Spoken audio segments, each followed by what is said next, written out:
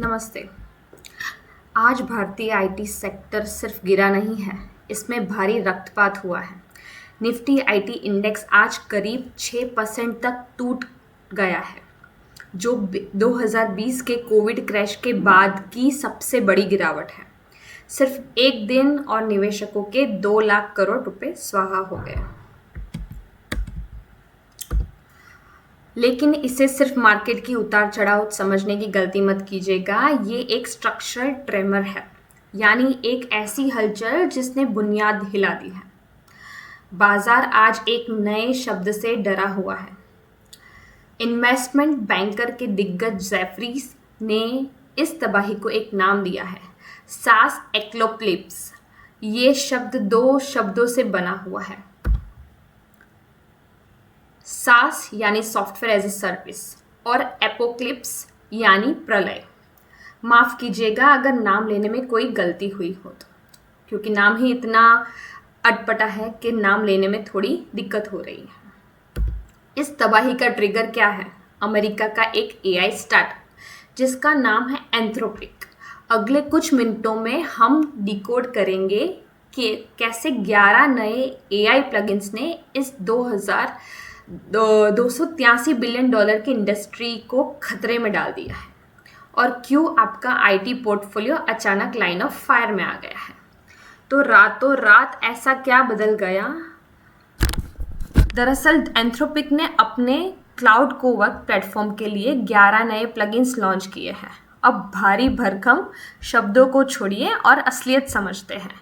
ये कोई साधारण चैटबॉट्स नहीं है जिनसे आप मज़े के लिए बातें करें। ये एजेंटिक एआई है, यानी ऐसे टूल्स जो सिर्फ काम करने के लिए की सलाह नहीं देते बल्कि खुद काम करके देते हैं। इनमें सबसे घातक कौन सा है? जवाब है लीगल प्लगइन। ये कॉन्ट्रैक्ट रिव्यू, कंप्लायंस चेक और एनडीएस की फिल्टर भी खुद कर लेता है। ये वही हाई मार्जिन और दोहराव वाले काम है जिन्हें भारत में हज़ारों जूनियर इंजीनियर्स और लीगल टीम विदेशी क्लाइंट्स के लिए करती है।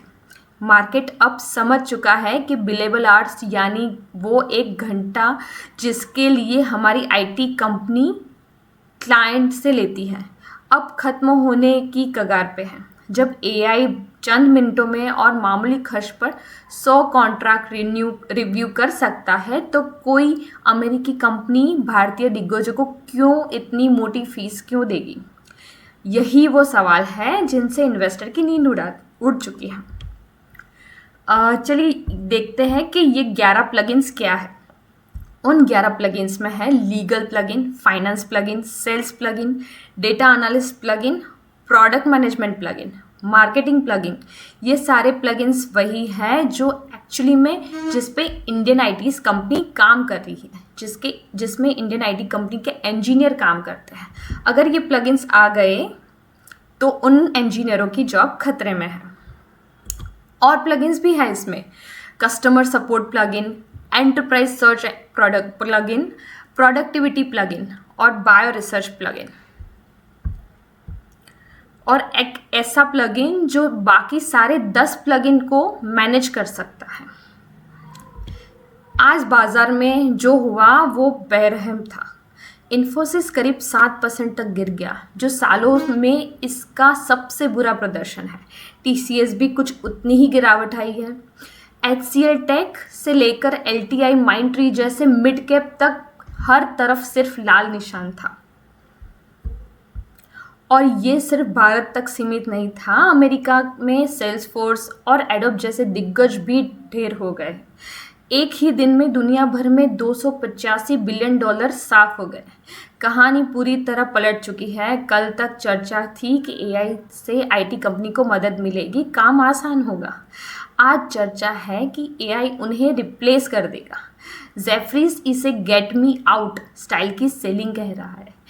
क्या ये पैनिक है? हाँ, लेकिन क्या ये तर्कहीन है? बिल्कुल नहीं।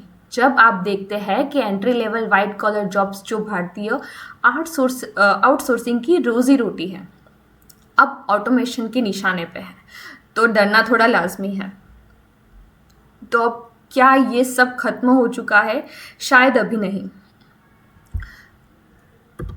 एनवीडिया के सीईओ जेनसन होंग का कहना है कि एआई का हर सॉफ्टवेयर को रिप्लेस कर देना तर्कहीन है, लेकिन चेतावनी बिल्कुल साफ है। भारतीय आईटी कंपनी अब सिर्फ मैन पावर आर्बिट्राज यानी कि पश्चिमी को सस्ता लेबर बेचने के भरोसे नहीं कर सकती। उन्हें सर्विस प्रोवाइडर से बदलकर वैल्यू क्रिएटर बनना होगा। जो कंपनी इन एआई एजेंट्स को अपनी सेवाओं का हिस्सा बना लेगी वे बच जाएगी, और जो अभी भी 2010 की बिलेबल आर्ट्स वाली सोच में फंस रही है वे कॉरपोरेट फॉसिल्स बनकर रह जाएगी। अगर आप एक निवेशक है तो याद रखिए, बाजार आज मंदी की कीमत नहीं लगा रहा, वो एक इवोल्यूशन की कीमत तय कर रहा है। ऐसी ही और जानकारियों के लिए जुड़े रहिए। मेरा नाम है हितश्विनी। अगर आपको ये वीडियो पसंद आया हो तो सब्सक्राइब ज़रूर कीजिएगा। Thank you very much.